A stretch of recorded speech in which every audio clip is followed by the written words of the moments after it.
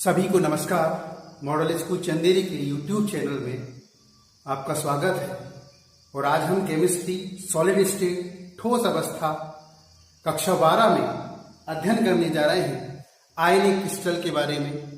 In previous video lectures we have learn about the 1D, 2D and 3D packing of constituent particles inside a crystal lattice or inside a solid।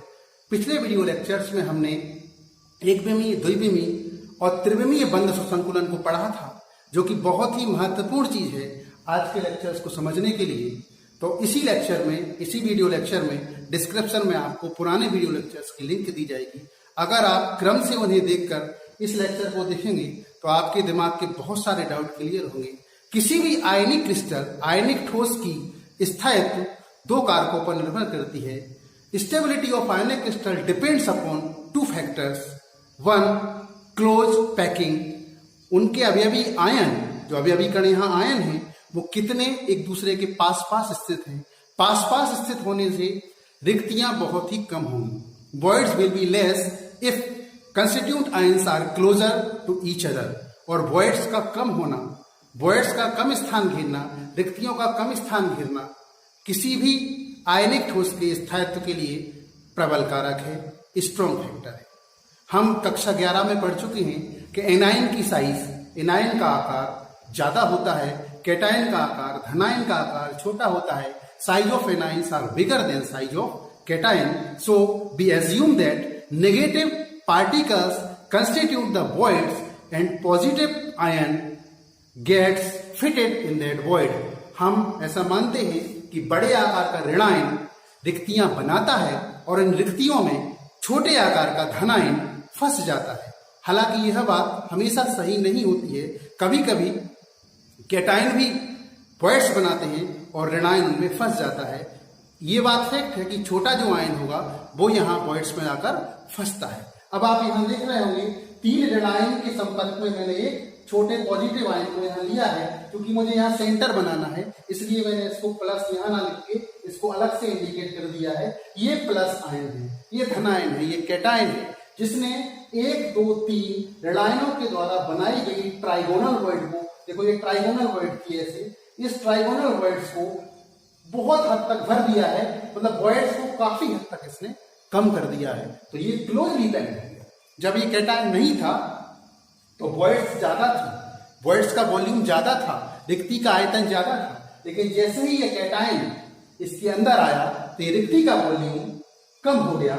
और जैसे ही रिक्ति का volume कम हो गया, जितने space में, जितनी जगह में केवल 3 आयन 1, 2, 3 आ रहे थे, अब उतनी ही जगह में यह चौथा आयन कैटायन भी यहाँ फंस गया है। तो डेंसिटी बढ़ गई, घनत्व बढ़ गया। और घनत्व बढ़ गया तो क्रिस्टल की स्टेबिलिटी भी बढ़ गई। If density increases then the stability of ionic crystal also will increase. ये करने के लिए हमें इस चीज को जानना बहुत जरूरी होता है, रेडियस रेशो, मतलब कौन से साइज का कैटायन किस वॉइड में फंसेगा। अब हम वॉइड पर आते हैं। वॉइड क्या है? Voids are the empty spaces among the constituent particles of solid. Ion की केस में, आयनिक ठोस में आयनों के बीच स्थित रिक्त स्थान को ही हम क्या कहते हैं? रिक्ति कहते हैं। ये एम्प्टी स्पेसेस होते हैं। इन रिक्तियों को कैटायन भरता है। अब इसमें कैटायन और एनायन, धनायन और ऋणायन दोनों तरह के आयन हो गए। तो धनायन कितने आकार का हो ताकि ऋणायन और धनायन आपस में क्लोजली पैक्ड हो जाए। तो दूसरा फैक्टर ये है कि इस आयनिक क्रिस्टल में चूंकि ऋणायन भी है और धनायन भी है, since there are negative and positive ions, both negative ions repel each other and negative ions will attract each other. So here attraction and repulsion forces are together. If they are balanced, then the crystal will be stable. Ionic solid will be stable. यहाँ packing ही महत्वपूर्ण नहीं है, यहाँ यह भी महत्वपूर्ण है कि लगने वाले आकर्षण और प्रतिकर्षण बल संतुलित हों। ऋणायन और ऋणायन एक दूसरे को रिपेल करेंगे, जबकि धन और ऋणायन एक दूसरे को अट्रैक्ट करेंगे, आकर्षित करेंगे। तो इन बलों का संतुलन होना भी किसी भी आयनिक ठोस के स्थायित्व के लिए जिम्मेदार है। तो 2 फैक्टर हुए, एक तो closely packed, voids should be less and less, रिक्तियां कम से कम होना चाहिए। और दूसरा फैक्टर ये होगा कि ऋणायन भी आपस में टच करना चाहिए, स्पर्श करना चाहिए, और सारे ऋणायन कैटायन को भी स्पर्श करना चाहिए। जैसा कि आप यहां देख रहे हैं, ऋणायन 1 2 3 भी आपस में स्पर्श कर रहे हैं, जबकि कैटायन से ये तीनों ही ऋणायन स्पर्श कर रहे हैं, और यहां आकर्षण और प्रतिकर्षण बल संतुलित हैं। यद्यपि आप ये बोल सकते हैं कि आकर्षण में स्टेबिलिटी ज्यादा होती है, in attraction stability develops and in repulsion stability decreases. Repulsion में स्थायित्व कम होता है क्योंकि एनर्जी बढ़ती है, ऊर्जा बढ़ती है। आकर्षण में स्थायित्व ज्यादा होता है क्योंकि ऊर्जा घटती है। और कोई भी सिस्टम दुनिया का, एक केमिस्ट्री फिजिक्स का यूनिवर्सल लॉ है, सिस्टम अपनी एनर्जी को कम करना चाहता है। नेचर उन घटनाओं को ज्यादा प्रेफर करता है जहां एनर्जी लेस होती है, एनर्जी कम होती है। तो फिर अगर इन एनायन को मैं दूर दूर कर दूं, अगर मैं इस तरह की कंडीशन लूं, ये पॉजिटिव आयन और ये एनायन, ये एनायन और ये एनायन, इस कंडीशन में आप देख रहे हैं ये जो नेगेटिव आयन है वो एक दूसरे को टच नहीं कर रहे हैं, लेकिन सारे नेगेटिव आयन पॉजिटिव को टच कर रहे हैं। इसका मतलब है यहां आकर्षण बल तो ज्यों के त्यों ही, लेकिन रिपल्सन घट गया क्योंकि माइनस माइनस दूर चले गए। और स्टेबिलिटी के लिए ज्यादा महत्वपूर्ण होता है, आकर्षण से स्टेबिलिटी आती है, attraction develops stability but repulsion decreases stability. और यहाँ रिपल्सन कम हो रहा है, अतः स्थायित्व बढ़ना चाहिए। लेकिन रिपल्सन कम होने के साथ साथ यहाँ एक चीज और बढ़ रही है, बॉयड्स बढ़ रही है। यहाँ जब साइज बढ़ेगी, अब इतने वॉल्यूम में ये 4 आयन आ रहे हैं, तो फिर अब बॉयड्स की अमाउंट ज्यादा होगी, ये भी हमें नहीं चाहिए। इसलिए जो आइडियल कंडीशन है वो यही है कि ऋणायन भी आपस में टच करना चाहिए और सारे ऋणायन धनायन को आप टच करना चाहिए, धनायन को स्पर्श करना चाहिए, तभी ये क्लोजली पैक्ड होंगे और एक आयनिक क्रिस्टल स्टेबल होगा, स्थायी होगा। अब हम पढ़ते हैं बॉयड्स के बारे में। बॉयड्स कितने टाइप्स की होती हैं? हमने 4 तरह की बॉयड्स पिछले वीडियो लेक्चर्स में डिस्कस की हैं। Trigonal voids, tetrahedral voids, octahedral voids, cuboidal voids. त्रिकोणीय रिक्तियां, चतुष्फलकीय रिक्तियां, अष्टफलकीय रिक्तियां और घनीय रिक्तियां। आखिर ये 4 तरह की रिक्तियां हैं क्यों? इनमें हम कैसे पता लगाएं इसमें जो वर्ड्स है उसमें कौन सा आयन फिट हो सकता है? इसके लिए हमें ये टर्म पढ़नी पड़ेगी, रेडियस रेशो। रेडियस रेशो क्या है? द रेशो ऑफ धनायन की त्रिज्या, ये छोटा जो वॉइड में फंसा है, एवं ऋणायन की त्रिज्या का अनुपात ही क्या कहलाता है? त्रिज्या अनुपात कहलाता है। अगर त्रिज्या अनुपात ज्यादा है, इसका मतलब जो वॉइड में फंसा हुआ कैटायन है उसकी साइज बड़ी होगी, तभी तो R पॉजिटिव ज्यादा होगा।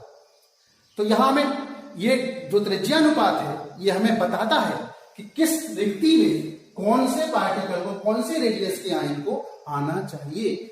Radius ratio tells about the geometry of the crystal. इस कारण ये ज्योमेट्री बता देता है, ये इसका इंपोर्टेंस है, इंपोर्टेंस ऑफ रेडियस रेशो।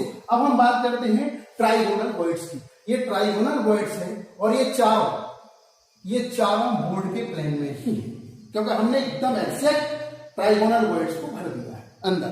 अब हम ये चाहते हैं कि यहाँ रेडियस रेशो क्या है? तो जो कैटायन की रेडियस है, कैटायन का जो सेंटर है वही इस बॉयड का सेंटर है। जो कैटायन की रेडियस है वही इस बॉयड की रेडियस भी हम एज्यूम कर सकते हैं, हम मान सकते हैं। ये रेडियस R है, सेंटर से यहां तक, सर्कमफ्रेंस तक। ये सेंटर से ये भी R है, तो 2R है, हर साइड 2R है। इसलिए कैसा त्रिभुज है? समबाहु त्रिभुज है। समबाहु त्रिभुज से अगर हम इसके सेंटर तक इस तरह से हम एक लाइन ड्रॉ करें, तो ये इसके सेंटर से यहां तक की डिस्टेंस R है और ये छोटी डिस्टेंस, ये स्मॉल r है, यह बनाना पॉसिबल नहीं है, इसलिए मैं यहां दिखा रहा हूं। ये स्मॉल r है और ये बड़ी डिस्टेंस जो है वो कैपिटल R है। ये कैपिटल R है, ये नेगेटिव आयन है और ये पॉजिटिव आयन है। तो ये R प्लस R है। क्या हमारे पास कोई तरीका है कि हम R प्लस R को निकाल सकते हैं? बिल्कुल निकाल सकते हैं। तो हम ये भी जानते हैं कि समबाहु त्रिभुज के केंद्र से, from the centre of equilateral triangle, if r normal drawn to any side, किसी भी इसकी भुजा पर लंब डाला जाए तो वो नॉर्मल इस भुजा को आधा करता है। Normal makes the side half. तो मैं यहां लंब डाल लेता हूं, ये लंब, तो ये वाला डिस्टेंस अपने आप आपको समझ में आ रहा होगा, ये आर है, ये डिस्टेंस भी तो आर ही है। तो ये आर है, ये आर प्लस आर है, और मैंने चूंकि सेंटर को मिलाया हुआ है बीच वाले, तो ये एंगल 30 डिग्री। मेरे पास ये आर प्लस आर है, ये वाली साइड आर प्लस आर है, और ये आर है, तो मैं cos थीटा यहां से लगाता हूं, cos 30 डिग्री। यहां मैं cos 30 डिग्री लगाता हूं। cos 30 degree equal to base R upon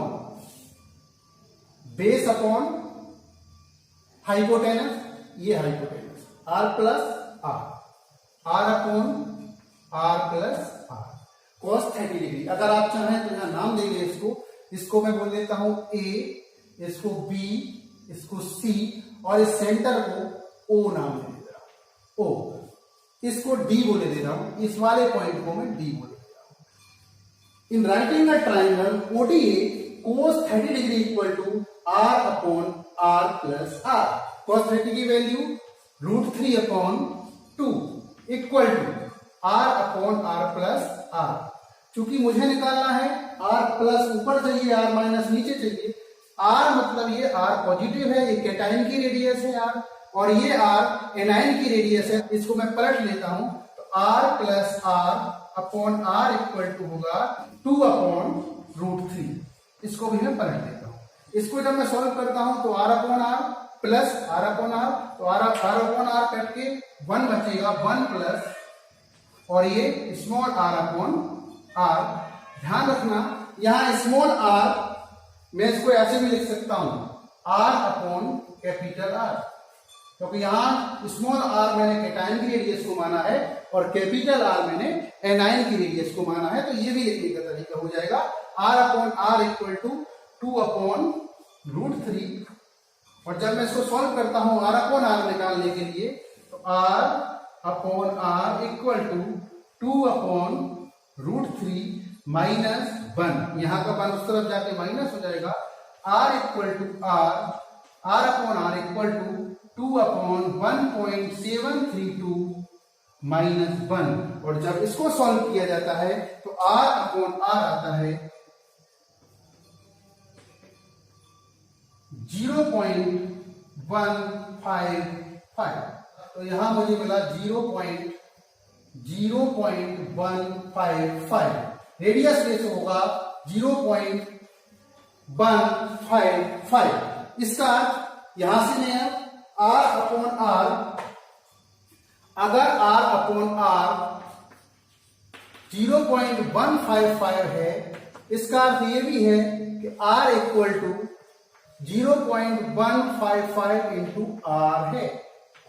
तो जो स्मॉल रेडियस होगी, कैटाइन की जो रेडियस होगी, जो एनाइन आपने लिया है, आपको पॉइंट्स बाहर से नापना बहुत कठिन होता है, तो हमने एनाइन जो लिया उसकी रेडियस को निकाल लिया और उसकी रेडियस में 0.155 का मल्टीप्लाई किया, तो हमें क्या मिल गई, स्मॉल आर। मतलब हमें उस रेडियस का कैटाइन मिल गया जिसको हमें उस पॉइंट्स में फिट करना है। ना छोटा होगा ना बड़ा होगा, ये एग्जैक्ट यहां फिट हो जाएगा। तो आर अपॉन आर 0.1155 कौन सी वर्ड्स के लिए निकलेगा, ट्राइगोनल वर्ड्स के लिए, त्रिकोणीय रिक्ति के लिए। कैटाइन का साइज जब मैं बढ़ाते जाता हूं तो फिर ये माइनस माइनस अपने आप दूर जाने लगेंगे, क्योंकि इसका साइज देखो, यहां भी कंडीशन को यही देख लो, यहां साइज बढ़ गया तो ये एनाइन आपस में दूर जाने लगे। तो क्या होगा, अगर एनाइन दूर जाने लगे तो ये क्लोजली पैक्ड नहीं है, इसकी पैकिंग गड़बड़ हो गई। पैकिंग गड़बड़ हो गई इसका मतलब इसकी स्टेबिलिटी भी डिक्रीज हो गई, इसका स्थायित्व भी घट गया। अब जब कैटाइन का साइज आप बढ़ाते चले जाते हो तो फिर रेडियस रेशो भी बढ़ेगा। अगर ये कंडीशन लगातार बढ़ती गई तो नेचर अपने आप ऐसी स्ट्रक्चर को प्रेफर करता है जिसमें ये जो वॉइड्स है वो 3 स्फीयर से 3 आयनों से कवर नहीं होगी, वो 4 आयनों से कवर होगी, और उस वॉइड्स को हम बोलते हैं टेट्राहेड्रल वॉइड्स। अगर आप रेडियस रेशो को यहां से बढ़ाते जाते हो तो फिर वॉइड्स ट्राइगोनल है, वो ट्राइगोनल न रह के टेट्राहेड्रल में बदल जाती है। और टेट्राहेड्रल वॉइड्स को हमें बहुत ही अच्छे से पढ़ना है, तो उसमें ऑब्जेक्टिव टाइप के बहुत सारे क्वेश्चंस आपके पाठ्यक्रम में बनते हैं। टेट्राहेड्रल वॉइड कैसी होती है ये आप पिछले वीडियो लेक्चर में समझ चुके हैं, यहां भी आप देख सकते हैं। ये 1 2 ये बिल्कुल ट्राइगोनल की तरह ही है, 3 स्फीयर ट्राइगोनल की तरह ही है, लेकिन चौथा स्फीयर अभी हमने बोर्ड पर ही रखा था, त्रिकोणी दिखती थी। अब चौथा जो स्फीयर होगा वो या तो बोर्ड के पीछे से रखा जाएगा या बोर्ड के आगे से आपकी तरफ जेड एक्सिस में। तो ये वाला स्फीयर हम बोर्ड पर बना नहीं सकते, ये इस तरह से ऊपर होगा और फिर इस स्फीयर के साइन के सेंटर को अगर हम यहाँ मिलाते जाएंगे तो फिर हमें एक टेट्राहेड्रॉन, रेगुलर टेट्राहेड्रॉन ऑब्टेन होगा, प्राप्त होगा। उसके अंदर जो वॉइड बनेगी, देखो एक सेंटर ये, एक सेंटर ये, एक सेंटर ये, और ये स्फीयर जो हम जेड एक्सिस में जमा देंगे तो इसका सेंटर। अगर इन चारों सेंटर्स को आप मिला दोगे, चारों केंद्र को मिला दोगे तो एक टेट्राहेड्रॉन बनेगा, चतुष्फलक बनेगा। और उन चारों स्फीयर के अंदर वाली अब जो वॉइड्स है वो वॉइड्स कहलाएगी टेट्राहेड्रल वॉइड्स। तो सबसे पहले तो हमें ये जानना जरूरी है कि इसको हमने टेट्राहेड्रल क्यों कहा, क्योंकि इस वॉइड को जो 4 स्फीयर क्रिएट कर रहे हैं उन चारों स्फीयर्स के चारों आयन के केंद्रों को मिलाने पर एक रेगुलर टेट्राहेड्रॉन, एक सम चतुष्फलक प्राप्त होता है। इसलिए हमने इस रिक्ति को टेट्राहेड्रल वॉइड कहा है, चतुष्फलकीय रिक्ति कहा है। ये सब एनाइन है। अब इसके अंदर जो वॉइड बन गई है, अगर वो वॉइड बड़ी बनी रहेगी तो फिर स्टेबिलिटी कम रहेगी, हमारा स्थायित्व कम रहेगा। तो क्या आवश्यक है कि हम उसमें कोई छोटी साइज का कैटायन ले जाएं और वॉइड्स में रख दें। अगर वॉइड्स में रख देंगे तो उतने ही स्पेस में अभी 4 हैं, फिर उतने ही स्पेस में, उतने ही वॉल्यूम में, उतने ही आयतन में 5 हो जाएंगे। और जैसे ही 5 हो जाएंगे कैटायन के साथ, कैटायन के सहित, तो फिर डेंसिटी बढ़ जाएगी। And when density increases the stability of ionic crystal also will increase, तो फिर स्थायित्व भी बढ़ जाएगा। ये टेट्राहेड्रल वॉइड है। अब ये होते कहां है? एफसीसी और सीसीपी स्ट्रक्चर जब हम पढ़ रहे थे तब हमने इस तरह की वॉइड पढ़ी थी। हमने टाइप्स में भी पढ़ा था कि वहां ट्राइगोनल भी हैं, वहां टेट्राहेड्रल भी हैं और वहां ऑक्टाहेड्रल भी है। तो टेट्राहेड्रल वॉइड्स कहां पाई जाती है, इसको देखने के लिए आप देखेंगे मैंने ये बनाया यूनिट सेल, और इस यूनिट सेल को मैं सीसीपी बनाऊंगा, सीसीपी या एफसीसी। तो वही हमने देखा था कि ऑक्टाहेड्रल भी वॉइड्स बन रही थी और टेट्राहेड्रल भी वॉइड्स बन रही थी। ये कॉर्नर्स पर यहां एटम थे सीसीपी में, कॉर्नर्स के अलावा फेस के सेंटर पर, फलक के केंद्र पर भी एटम होते थे। और इस फलक को हम बना नहीं पाते तो हमने एक स्ट्रक्चर एक्स्ट्रा हैंड ड्रॉ किया था ताकि हम इसके फेस को एक यहां के और एक यहां के, इस फेस के सेंटर पर जो मॉलिक्यूल है आगे वाले और पीछे वाले, उनको भी हम आसानी से दिखा सकें।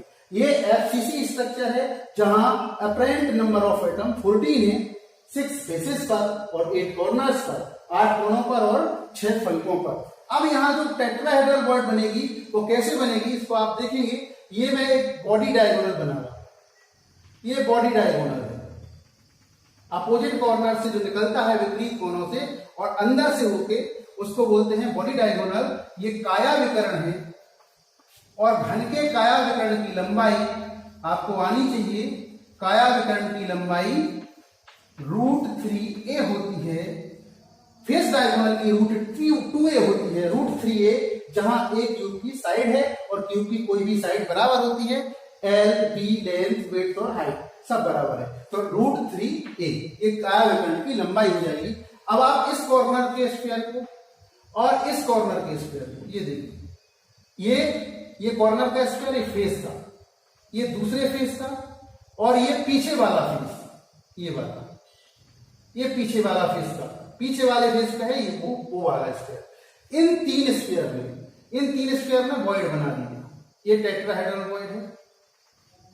इसमें इस वॉइड में ये वाला कॉर्नर का एटम फंसा होता है। तो ये आप देख रहे हैं एक टेट्राहेड्रल बन गया, ये टेट्राहेड्रॉन बन गया। अगर इन स्फीयर्स के सेंटर को मैं मिलाता हूं, ये वॉइड्स है, इसको मैं पूरा कंप्लीट लाइन से भी खींच लेता हूं, बॉडी डायगोनल। ये वॉइड्स बनी है इधर, ये वॉइड्स है। और अगर मैं इस वॉइड से इसके सारे स्फीयर को मिला देता हूं तो एक टेट्राहेड्रॉन बनता है, और इस वॉइड्स को मैं टेट्राहेड्रल वॉइड्स कहता हूं, चतुष्फलकीय रिक्ति कहता हूं। कैसे कैसे बनी है? एक कॉर्नर का एटम फंसा है, वॉइड्स किसने बनाई? इस एटम के पास वाले एक फेस के सेंटर पर जो एटम है बगल में दूसरे फेस के सेंटर पे जो एटम है, और इस क्यूब के पीछे जो मैंने यहां से चिन्हित किया है, ये सेंटर में जो फेस के सेंटर पे एटम है उनसे ये रिक्ति बनी हुई है। मतलब adjacent centres of faces, adjacent atoms present on the centre of faces. Adjacent मतलब क्रमागत, इसके साथ जो लगी होगी ये और पीछे वाली, जैसे मैं दिखाऊं यहां, ये कॉर्नर है, अगर ये कॉर्नर है तो एक फेस ये, एक फेस ये, और एक फेस ये, या एक फेस ये, तीन लगातार जो क्रम से फेस लगे हुए हैं। इस कॉर्नर पे मान लीजिए कॉर्नर है, इस कॉर्नर पे तीन तरह के फेस होंगे। देखें, ये फेस और ये वाला फेस।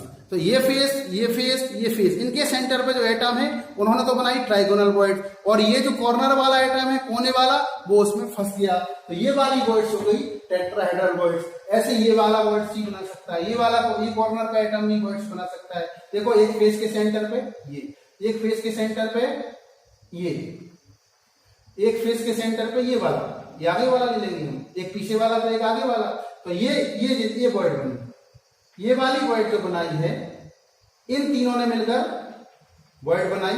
यहां ये वॉइड है टेट्राहेड्रल वॉइड, इसको मैं ऐसे बना रहा हूं बड़े में थोड़ा, ये टेट्राहेड्रल वॉइड है, चतुष्फल की ये रिक्ति है, और ये भी टेट्राहेड्रल वॉइड है। ये देखने आप फिर एक बार, ये कॉर्नर का एटम, इसके एडजेसेंट क्रमागत, इस वाला फेस ये टच करता है इसको, इस फेस के इस फलक के केंद्र पर ये भी टच करता है, और एक फेस यहाँ इसको सामने वाला ले लिया हमने। यहां पर बैक वाले एटम में पीछे वाली फलक पे लिया था, तो यहाँ सामने वाली फलक पे ले लिया। तो ये जो वॉइड बनेगी 1 2 3, ये ट्राइगोन आपको दिख रहा है, ये ट्राइगोन ये दिख रहा है, इसके बीच में ये वॉइड बनी, इन तीनों स्फीयर के बीच में, जैसे तीन स्फीयर के बीच में यहां बनती है ये वाली वॉइड, और इस पर चौथा स्फीयर रखा हो जाता है। ये जो रखा हुआ स्फीयर है वो तो है इस कॉर्नर का, ये कॉर्नर एटम है जो मैंने डॉटेड लाइन से बनाया है, ये कॉर्नर एटम है। एक डायगोनल पर कितनी वॉइड्स हैं? 2 वॉइड्स हैं। एक बॉडी डायगोनल पर 2 टेट्राहेड्रल वॉइड्स बनी, एक ये और एक ये। तो बॉडी डायगोनल ट्यूब में कितने होते हैं? 4 कॉर्नर्स हैं, अपोजिट भी 4 होंगे, तो 4 बॉडी डायगोनल होते हैं। 4 बॉडी डायगोनल, 4 काया विकर्ण एक घन में होते हैं, क्यूब में होते हैं, और एक काया विकर्ण पर 2 टेट्राहेड्रल वॉइड्स पाई जाती हैं। तो टोटल 4 पर कितनी होंगी? 4 2 जा 8। तो यहां टोटल टेट्राहेड्रल वॉइड्स होंगी, total tetrahedral voids, total tetrahedral voids यहां 8 होंगी। और आप ये जानते हैं कि सीसीपी और एफसीसी में जब हमने एक्चुअल नंबर ऑफ एटम निकाले थे तो वो Z = 4 था। अब इस यूनिट सेल में एक्चुअल नंबर ऑफ एटम 4 है, एटम नहीं ion, actual number of ion 4 है, जबकि नंबर ऑफ टेट्राहेड्रल वॉइड्स, चतुष्फल की रिक्तियों की संख्या 8 है। तो एक आयन पर, एक पार्टिकल पर कितनी वॉइड्स हो गई? 4 पर 8 है, तो एक पर कितनी हो गई? 2। तो हमें टेट्राहेड्रल वॉइड्स के बारे में क्या क्या चीजें ध्यान रखनी है? अब तक हम 3 चीजों को पढ़ चुके हैं। सबसे पहले हमें यह ध्यान रखनी है कि टेट्राहेड्रल वॉइड्स बनी क्यों, इसको टेट्राहेड्रल क्यों कहा, इसको चतुष्फलक क्यों कहा? क्योंकि इस रिक्ति को बनाने वाले सभी गोलों के केंद्र को अगर मिला दें तो एक टेट्राहेड्रॉन, एक समचतुष्फलक बनता है, इसलिए इस रिक्ति को हमने चतुष्फल की रिक्ति कहा। If we connect the centres of all 4 atoms creating this type of voids, creating the voids, then a regular tetrahedron obtains. So this void is called as tetrahedron. पहली चीज।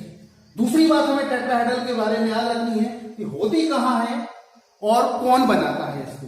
तो इसको कॉर्नर का एटम तो टेट्राहेड्रल वॉइड में समाता है, ये dotted वाला। ये 3 एटम जो बनाते हैं वो कौन से होते हैं? वो होते हैं एडजेसेंट फेसेस, जो इस कॉर्नर, ये जो जहां कॉर्नर पे आयन है, इसके क्रमागत जो 3 फेस होंगी, एक फेस ये है, एक फेस ये है, एक फेस ये है।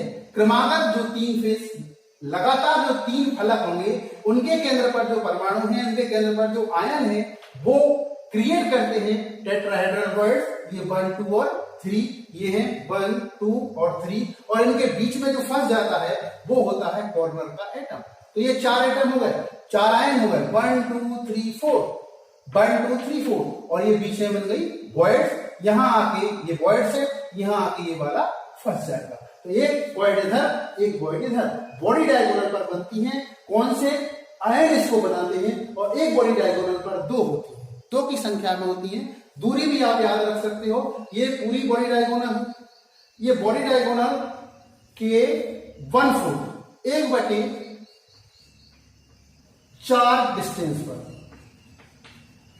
मतलब बॉडी डायगोनल का अगर हाइट होता है √3, बॉडी डायगोनल का लेंथ होता है √3a, तो अगर इस कॉर्नर से, इस एटम के सेंटर से मैं टेट्राहेड्रल वॉइड के सेंटर पे जाऊंगा, तो √3a/4 डिस्टेंस पर मुझे, √3a/4 डिस्टेंस पर, या हम ऐसा कह सकते हैं कि काया विकर्ण के 1/4 दूरी पर। अगर बॉडी डायगोनल का बोलेंगे तो 1/4 दूरी पर टोटल डिस्टेंस हो जाएगी √3a/4। कहां से, ये कॉर्नर से इस टेट्राहेड्रल वॉइड के सेंटर की डिस्टेंस। इस वॉइड के अंदर हम कौन से कैटायन को ले जाएं, कौन से कैटायन को ले जाएं, इसके लिए हमें टेट्राहेड्रल वॉइड्स की रेडियस रेशो का पता होना चाहिए, जैसा हमने ट्राइगोनल वॉइड्स के लिए निकाला है 0.155। इसको निकालना आसान है, बहुत कठिन नहीं है। ये बॉडी डायगोनल है, ये जो ये वाली और टेट्राहेड्रल वॉइड्स, ये 20 इसके सेंटर से नापोगे ना, यहाँ क्या, यहाँ ये स्क्वायर फंसेगा ना, यहाँ फंसेगा, तो यहां से यहां तक की डिस्टेंस कितनी है,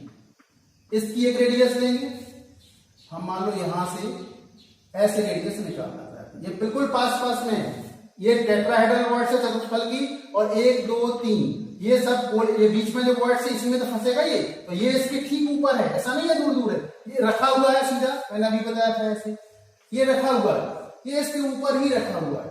तो फिर ये इस एटम के इस वॉइड्स के टच में है, इस वॉइड्स के टच में है, तो मैंने इसको ऐसे दिखा दिया, थोड़ा सा बड़ा करके दिखा दूंगा। ये एनाइन है, यहां जो कॉर्नर पे है, ये वॉइड में फंसा हुआ कैटायन है, इसके सेंटर से इसके सेंटर की डिस्टेंस ही तो मानेंगे हम, यहां से यहां तक की दूरी, इसके सेंटर से इसके सेंटर की डिस्टेंस, तो ये कैपिटल आर और ये स्मॉल आर, और ये कितने के बराबर है, √3a/4।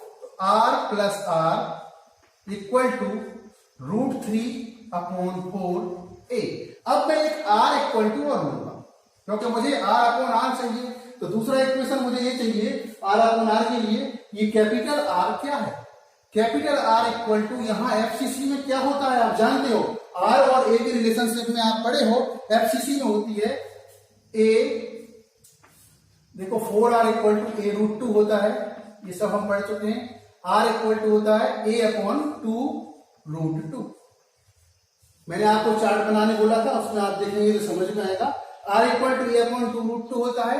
FCC या CCP यूनिट सेल के लिए, फेस सेंटर्ड क्यूबिक फलक केंद्रित घनीय संरचना के लिए R इक्वल टू a/2√2 होता है। ये इक्वेशन नंबर 1, ये इक्वेशन नंबर 2, इनको आप डिवाइड कर देंगे, इक्वेशन 1 डिवाइडेड बाय इक्वेशन 2, क्योंकि हमें कैपिटल आर नीचे चाहिए, स्मॉल आर ऊपर चाहिए। तो R + r/r equal to √3a/4, 4 को नीचे ले लिया मैंने, फिर a अपॉन 2√2 है, तो 2√2 ऊपर चला गया, 2√2, a से a कैंसिल, 2 से 4 2, और 2 को भी मैं लिख सकता हूं √2 इंटू √2, तो √2 से √2 कैंसिल, तो r + r upon r equal to आ रहा है √3/√2। इसको आगे सॉल्व करूंगा, r/r 1 plus small r upon capital R equal to √3/√2, small r upon capital R equal to, इसको सॉल्व कर देंगे 1.732 अपॉन 1.414, √2 की वैल्यू -1, और इसको जब आप सॉल्व करेंगे तो ये आएगा 0.225। 0.225 का हुआ R equal to capital R into 0.225। 225 मतलब 1/4, 1 का 1/4, 0.225।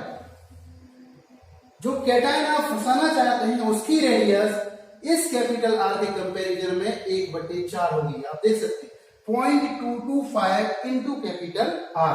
तो ये रेडियस, तो बड़े गोले की रेडियस आप एक बार बड़े गोले की रेडियस आप मेजर कर लें और फिर उस टेट्राहेड्रल वॉइड्स में कौन सा कैटायन फंसेगा एग्जैक्टली वो हमें ये वाला फॉर्मूला दे देगा, R अपॉन R, मतलब रेडियस रेशो बता देगा। यहां R अपॉन R लिखेंगे 0.225।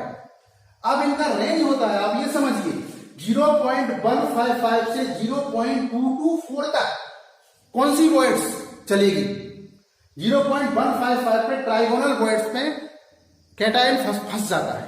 इसके बाद जब उसका रेडियस रेशो बढ़ता है 0.155 से आगे बढ़ाओगे 0.156, 0.157, 0.158, तो फिर वो एनायन को खिसकाना शुरू करता है। जैसे ही कैटायन का साइज बड़ा होता है, खिसकाते खिसकाते कैटायन की साइज अगर इतनी बड़ी हो गई उसे 3 नहीं अब 4 गोले घेर सकते हैं, मतलब उसकी कोऑर्डिनेशन नंबर बढ़ जाएगी। साइज अगर कैटायन की बढ़ाओगे तो बड़े गोले पर ज्यादा आयन चिपक सकते हैं नेगेटिव, तो इसकी कोऑर्डिनेशन नंबर बढ़ जाएगी। और कहां बढ़ जाएगी, जब ये बढ़ के जैसे 0.224 तक रहेगा तब भी 4 नहीं होगी, लेकिन जैसे ही 0.225 पे पहुंचेगा 4 हो जाएगी। नेचर फिर ट्राइगोनल वॉइड, त्रिकोणीय रिक्ति की जगह चतुष्फलकीय रिक्ति को प्रेफर करेगा, टेट्राहेड्रल वॉइड को प्रेफर करेगा। और फिर ये जो स्ट्रक्चर है त्रिकोणीय 0.224 तक ही रहेगी, लेकिन 0.225 पे टेट्राहेड्रल वॉइड्स में कन्वर्ट हो जाएगी। तो ये 0.225 मिनिमम साइज है, इसको हम बोलेंगे मिनिमम साइज, इसको बोलेंगे मिनिमम साइज। 0.55 मतलब इतने पर तो ट्राइगोनल वॉइड शुरू होती है और 0.224 तक चलती है। ऐसी टेट्राहेड्रल 0.225 पर शुरू हुई है। अब आगे ये कौन सी वॉइड में बदलेगी इसकी चर्चा हम अगले वीडियो लेक्चर में करेंगे। अभी हमने 2 वर्ड्स पर चर्चा की, ट्राइगोनल और टेट्राहेड्रल। अगले वीडियो लेक्चर में हम ऑक्टाहेड्रल वॉइड और क्यूबॉइडल वॉइड, अष्टफलकीय रिक्ति और घनाकार रिक्ति के संबंध में चर्चा करेंगे। Thank you.